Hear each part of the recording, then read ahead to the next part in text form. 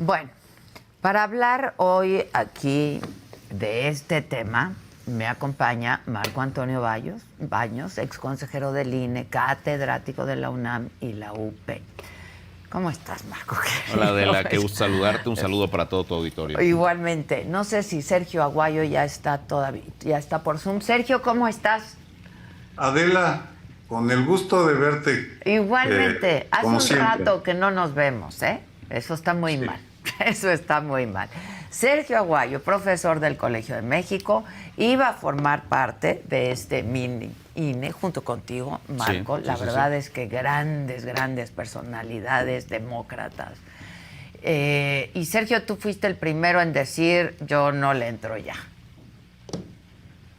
Pues sí, te explico los motivos. Más allá de los que ya se han dicho, yo acepté formar parte de un organismo ciudadano que no iba a tener nada que ver con partidos, aun cuando los resultados iban a repercutir en partidos. La razón por la que me retiré inmediatamente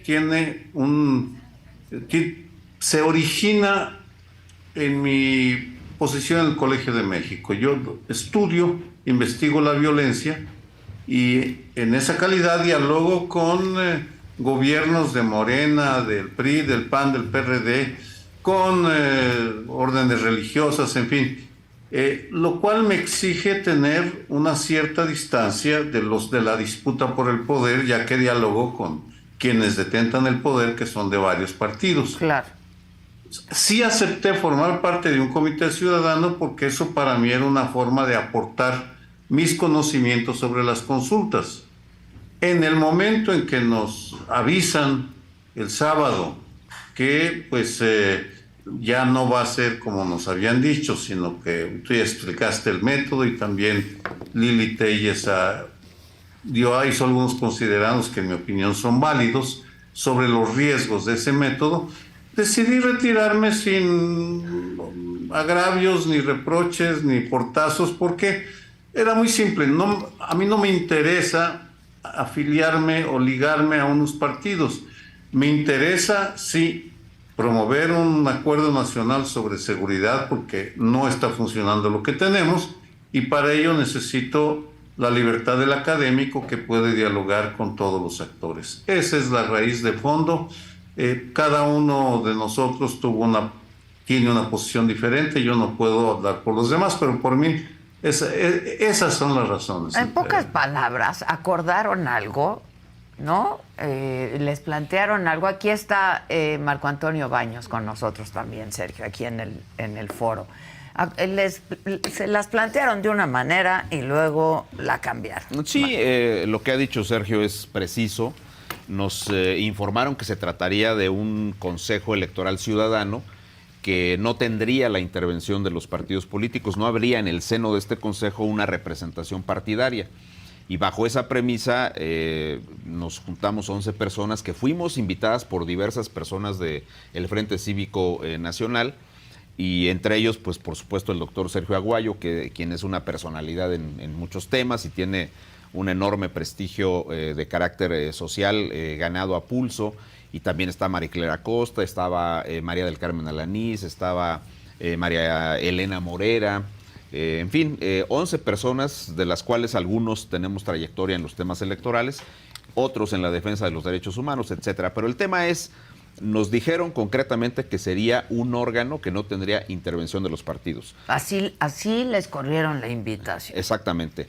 Debo decir que en mi caso, no sé cómo haya sido en el caso de los demás compañeros y compañeras, sí me comentaron que estaban en un proceso de negociación con los partidos y que ellos defenderían a priori la idea de que si en esa negociación ellos llegaban a un acuerdo para que la candidatura presidencial pudiera provenir de un procedimiento donde hubiese la participación de las organizaciones de la ciudadanía, pues ellos defenderían la idea de que estuviera este órgano electoral intacto, que fuese un órgano que no tuviese la participación de los partidos, con independencia de que el Frente Cívico y las demás organizaciones ciudadanas pudieran llegar a ciertos acuerdos con los partidos políticos de la oposición. Pero al final de cuentas esa negociación no prosperó así, sino que se integró ahora le han llamado una especie como de comisión de organización, más un órgano de personas que van a observar el desahogo del procedimiento. Bien a bien te quiero decir que no veo integrada todavía ni la comisión de organización ni la comisión de observación. En lo personal, a mí no me han hecho todavía ninguna invitación formal para estar ya en el nuevo órgano. Entonces, tampoco te podría decir si decido participar o no participar en ese. Pero en ese como punto. está planteado, ¿participarías, Marco? Tendríamos que ver ciertas condiciones, porque una cosa que a mí me preocuparía mucho es que en el nuevo esquema, dado que los partidos políticos van a tener también una representación y además con derecho de voto en el órgano, aunque sería mayoritaria la participación de los ciudadanos, a mí lo que me generaría mucha preocupación sería cómo estableces reglas que garanticen equidad en la contienda interna. Yo los tuve aquí ayer y les decía, ¿no? Pues cómo van a lograr el piso parejo, ¿no? Hay quienes tienen más lana, por ejemplo. Sí. Y pues aquello se va a prestar al acarreo, ¿no? Y mayores simpatías dentro de los partidos. También. Recursos. Cercanías, sí, ¿no? claro. Entonces, aquí el punto es cómo las estructuras partidarias se van a movilizar en favor de algunas de las aspiraciones que se van a registrar y evidentemente el órgano, pues a mí no me gustaría ser solamente un órgano validador de un ejercicio que no tiene una equidad para el desahogo de la es que contienda. gente como ustedes no pueden validar eso, Sergio, ¿no? Pues no. Realmente, mira, desafortunadamente, la vida política electoral mexicana se ha pervertido por el exceso de dinero. Hay muchísimo dinero de por medio. El próximo año los partidos recibirán 10,000 millones de pesos, los 6 partidos. Eso significa que se ha creado una industria económica, empresarial, para traficar con personas, con votos, con asistentes a mítines. Es decir, se ha corporativizado la política excesivamente. Ya desde una perspectiva ética coincido totalmente con Marco Antonio, no puede uno validar un ejercicio en el cual hay bastante de ilegalidad. Por cierto, un dato curioso, el día que más dinero circula de un año es cuando hay elecciones. Sí, claro. Es decir, porque ahí sacan el dinero en efectivo para comprar votos de última hora. Si no hay controles sobre ese procedimiento, pues es muy difícil garantizar que va a haber piso parejo, equidad. Y en la primaria del PAN, PRI, PRD, lo que estamos viendo, pues es que no hay controles. Tampoco en Morena, ¿eh? Creo que tampoco en Morena. En un desorden monumental, el INE no se quiere meter. El tribunal, pues ya veremos si actúa, ojalá, yo lo espero. Pero es un ejercicio muy riesgoso si tú te lo tomas en serio, porque además el Comité de Observadores Ciudadanos pueden sacar tarjeta amarilla, pero no dicen que van a poder sacar tarjeta roja. Claro. ¿Y qué Vamos, va a pasar? Entonces, ¿qué ¿no? vas a decirles? Se están portando mal, claro. Sean buenos, en fin. La condición humana es la que es y se están disputando el poder y en consecuencia todo se vale o todo se va a valer. Y para eso yo prefiero, insisto, regresarme al colegio y desde ahí dialogar con quienes ganen las elecciones sin tener necesariamente que validar un proceso que de entrada está viciado, insisto, porque hay demasiado dinero en las elecciones. Lo mismo que está pasando en Morena, Sergio, tú lo apuntas muy bien, ¿no? Entonces, ¿esto qué va a ser? Pues un cochinero otra vez. Pues al parecer existen las posibilidades. Desafortunadamente, tal vez Marco puede abundar más en ello, porque él tuvo un papel muy destacado en el Instituto Federal Electoral, era cuando, si mal no recuerdo, cuando él estaba. En consecuencia, él puede decir de lo difícil que es controlar el dispendio o el ejercicio del dinero en la vida política electoral, y cómo la vigilancia es, por eso cuesta tan caro el INE, que en parte tiene que vigilar los ríos de dinero que reciben los partidos. Pero él nos puede abundar tal vez más en las entrañas. ¿Qué pasa en un proceso electoral? Pues Marco, sí, tú estuviste en el IFE y en el estuve INE. en las dos instituciones, pero tiene razón Sergio, el tema de cómo fijar piso parejo para una contienda siempre se vuelve muy difícil porque los actores políticos, todos sin excepción, siempre buscan la manera de darle la vuelta a las normas. Siempre hay una interpretación distinta y ahora Morena específicamente se ha caracterizado por no querer respetar el Estado de Derecho y menos las normas electorales. Ya vimos una serie de cuestiones que ahora no repetiremos. Pero, ¿cómo controlas el dinero? El INE controla al 100% el dinero que transita por vía bancarizada. Todo recurso, si tú pones un peso, 10 pesos, 100 pesos... Es la manera de seguir la ruta del dinero. Pero lo que está bancarizado, el dinero en efectivo, perdón, pero pues la experiencia demuestra contundentemente que no hay forma de controlarlo. Hay algunos estudios, por ejemplo, Luis Carlos Ugalde y María Amparo Casar hicieron un primer ejercicio para saber cuánto dinero en efectivo fluye a las campañas, cómo se usa ese dinero en la compra y coacción del voto, como mencionaba Sergio ya de alguna manera. Y ese estudio, en la opinión de estos dos autores, lleva a la conclusión de que hay más de 300 millones de pesos por candidatura, por ejemplo, para las gubernaturas, que podrían estar vinculados a la compra y coacción del voto. Pero no tienes una forma específica de saber de dónde viene ese dinero. Y lo peor, no sabes si ese dinero proviene de fuentes, aunque sean lícitas, que lo pusieron en efectivo, sí, o fuentes que pudieran ser ilegales. Ahora, un ejercicio de estas características va a sufrir el mismo problema, porque volvemos, yo creo que una reacción natural de algunos aspirantes, el caso de Lili Telles, pues ella dice, ni estoy metida al 100% en los partidos, supongo que esa fue su reflexión real, ni estoy... Y soy la favorita de la cúpula. Entonces, pues ella dijo, no veo que vaya a haber condiciones porque las infraestructuras de los partidos pueden tener ya algunas preferencias. ¿Cómo le va a hacer la comisión organizadora para evitar que esas preferencias se traduzcan en esquemas inadecuados de apoyo frente a las reglas que se vayan a establecer? Ahora, un detalle adicional que está en esto. Es un órgano que va a estar moviéndose en medio de instituciones establecidas que tienen atribuciones claramente definidas en la Constitución y en la ley. Claro. Ya sé que a mí no me gustaba eso de mini INE, porque pues al final hay un INE establecido que tiene una definición constitucional, una organización legal, etcétera, y hay un tribunal electoral. Pero esta organización, este órgano, tendrá que estar vigilando que las normas que ponga el propio órgano para fijar las reglas del juego, pues no se vayan a contraponer con las facultades que tiene el INE de a de veras, ¿verdad?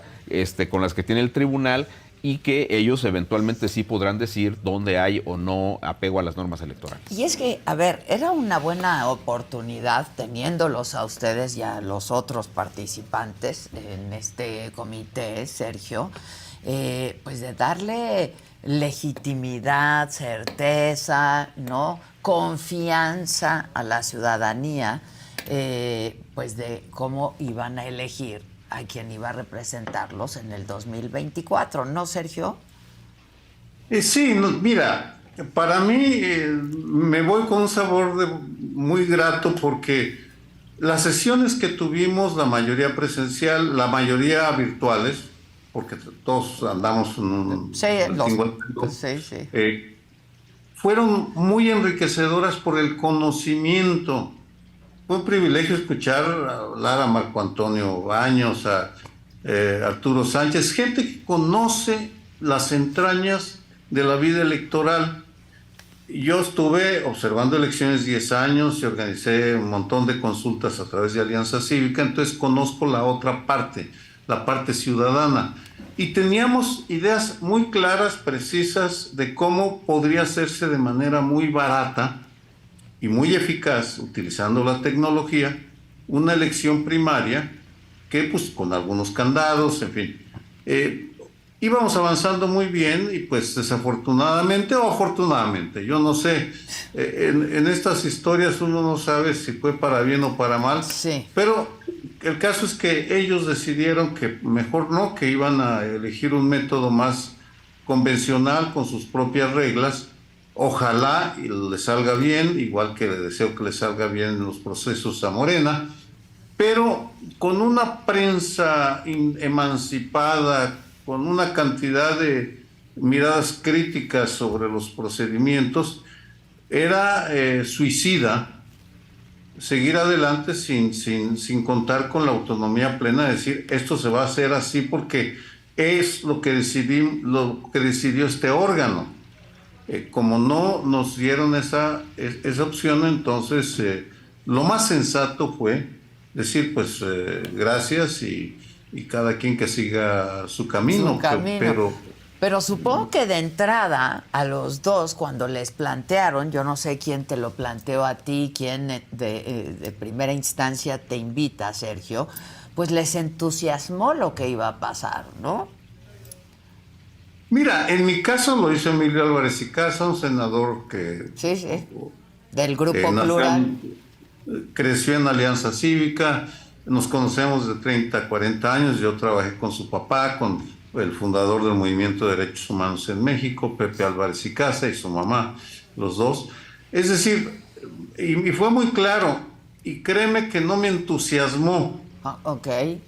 lo viví como una invitación difícil de rechazar porque habría la posibilidad de que la ciudadanía demostrara que sí tiene la capacidad de incidir y por Exacto. tanto tiene el derecho a ser un sujeto del cambio, porque uno de los problemas es que los partidos tienden a excluir a la ciudadanía argumentando que ellos son bueno, y son los únicos que tienen las llaves del portón que da acceso a la vida pública. Sí, claro. Y a mí siempre me ha interesado que se abra a la participación ciudadana por una razón muy sencilla. Los problemas que tenemos son tan gigantescos que requieren el concurso de gobierno y sociedad. Entonces, consulté con las autoridades del Colegio de México, porque yo soy profesor del Colegio de Sí. México. La presidenta me dijo, mira, si tú te mantienes como ciudadano, es decir, no lo haces como un ejercicio partidista, yo no te puedo decir que no. Es legítima tu participación, lo mismo me dijo el secretario general. Y consulté con otras voces y me dijeron, mira, es una oportunidad de intentar. Y si no funciona, bueno, siempre puedes decir que no y dar tus razones. Y debo decir que desde un primer momento ejercí mi libertad de expresión en el foro y con el Frente Cívico Nacional y en el seno del grupo y todos fuimos muy respetuosos. Me parece que por eso me deja un buen sabor de boca, pero era una responsabilidad muy grande, muy grande, que iba a requerir una cantidad enorme de horas, todo honorífico, no nos iban a pagar un centavo. Sí, claro. Sí pedimos que hubiera un secretariado técnico pagado por el Frente Cívico Nacional, pero nosotros no íbamos a cobrar. Y iba avanzando bien. Hasta ahí la dejo. Creo que hemos hecho un buen papel. Técnicamente, si nos hubieran dado los instrumentos, no se pudo, mira.